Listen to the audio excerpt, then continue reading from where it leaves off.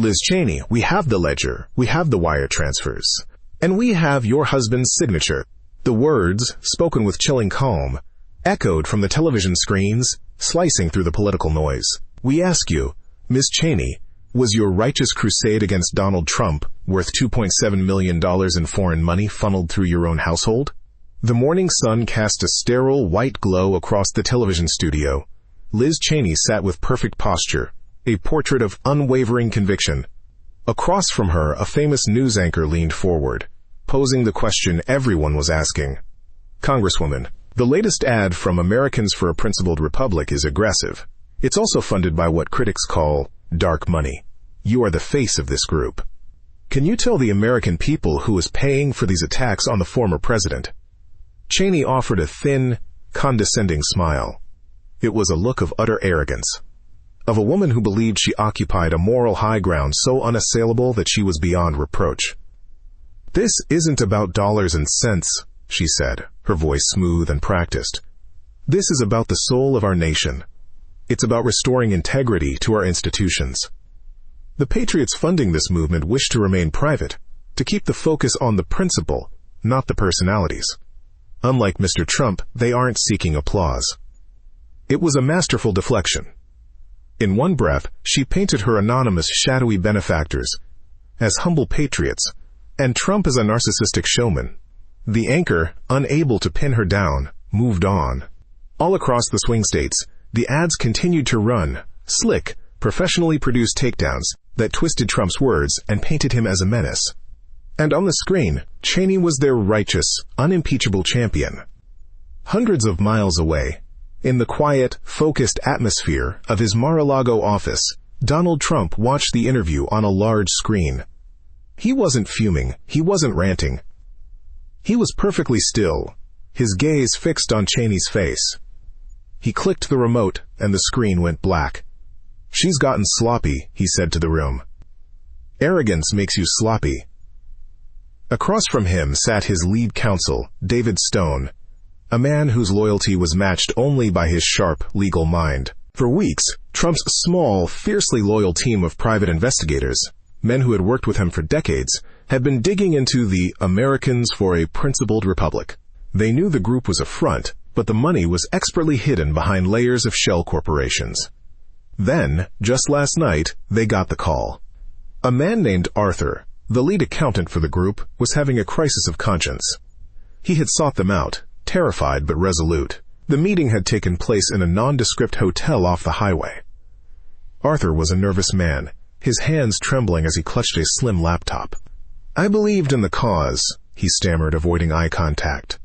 "I really did. I thought we were saving the party. But the money, it's not from patriots. It's from a foreign conglomerate.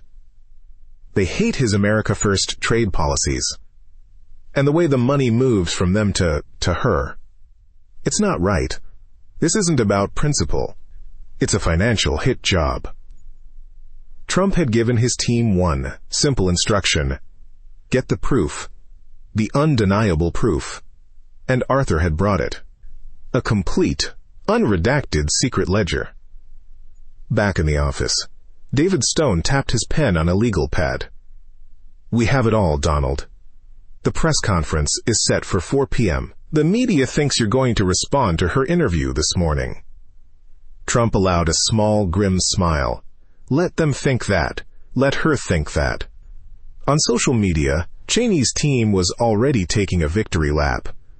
One of her senior aides tweeted smugly, "Looks like we've got Trump rattled. He's calling a last-minute presser. Can't handle the truth." Cheney retweeted it. The arrogance was blinding. By 3:55 p.m., the press room at Mar-a-Lago was a chaotic sea of cameras and reporters. The air crackled with anticipation. Was Trump going to lash out? Announce a new policy? They expected a show, a typical Trump rally performance. They were about to get a public execution. The door opened, but it was David Stone who walked to the podium, projecting an aura of lethal calm.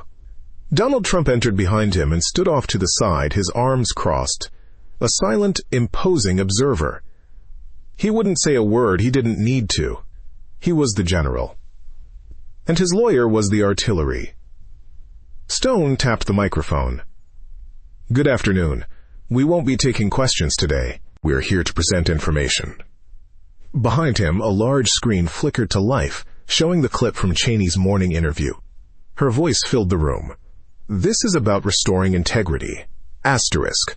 Stone let the clip play out, then faded it to black. "Integrity," he repeated softly, letting the word hang in the air. A powerful word. It implies a consistency of action, a moral wholeness. For weeks, Congresswoman Liz Cheney has lectured this country on integrity while acting as the spokesperson for a group called Americans for a Principled Republic. She claims their funding is from patriots. We are here today to show you who those patriots are. The screen changed. A complex web of flowcharts and wire transfer confirmations appeared. The room fell silent. "This," Stone said, using a laser pointer, "is the source of their funding. A multinational entity based in Zurich, one that lost billions due to President Trump's renegotiated trade deals." He pointed to another box. "This entity funneled over $5 million through this shell corporation in the Cayman Islands. Standard stuff." To hide the source, he paused, letting the reporters absorb the information. But this is where it gets interesting. From there, the money didn't go directly to the ad buys. It was funneled to a boutique consulting firm in Virginia, a firm called Patriot Consulting, LLC. A murmur went through the room. The name was too cute, too on the nose. "And who," Stone asked, his voice dropping, "is the sole proprietor of Patriot Consulting, LLC?" He clicked the remote. A corporate filing document appeared on screen. The name of the owner was clearly visible. Philip J. Perry. "For those of you who don't know," Stone said, his voice dripping with ice, "Philip Perry is a respected lawyer. He is also the husband of Congresswoman Liz Cheney." He then put up a final slide. It was a bank statement from Patriot Consulting.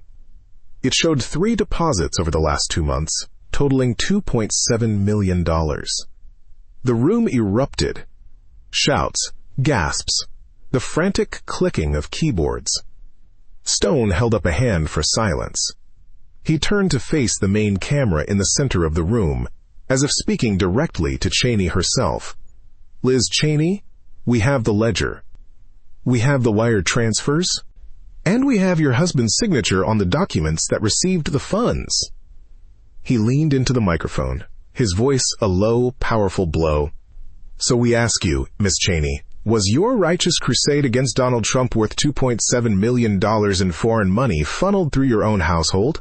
You speak of the soul of the nation. Is this what it looks like? Selling out American interests, then wrapping it in a flag of, quote, principle, while your family cashes the checks?" It was a kill shot. A devastating, undeniable fusillade of facts. Cheney's entire platform, integrity, law, morality, principle, wasn't just undermined. It was annihilated. She wasn't an honorable opponent. She was a paid political assassin, and her family was profiting from the hit. The press conference ended. Stone and Trump walked off the stage without another word. They didn't need one. The evidence was the story. That evening, the news was a firestorm. Every channel was playing the clip of Stone's final, cutting question. Cheney was in hiding, her office releasing a terse, one-line statement about the allegations being, quote, under review. The Americans for a Principled Republic website was taken offline. Her key donors were publicly distancing themselves. Her political career was in freefall. In his office, Donald Trump watched the fallout. There was no look of celebration on his face, only a grim, quiet satisfaction. He had been attacked, not with ideas, but with foreign-funded deceit. And he had met it not with rage, but with cold, hard, irrefutable truth. He had exposed the very corruption he had always promised to fight, the unholy alliance of political elites and foreign money, all hidden behind a mask of moral superiority. The hero had not only weathered the storm, he had turned the antagonist's own weapon back on them, winning a clear, strategic, and total moral victory. When the evidence was laid bare, do you believe it was the financial corruption or the public hypocrisy that ultimately sealed the antagonist's fate? We'd love to hear your perspective. For more stories that uncover the truth behind the headlines, make sure to subscribe and hit the notification bell.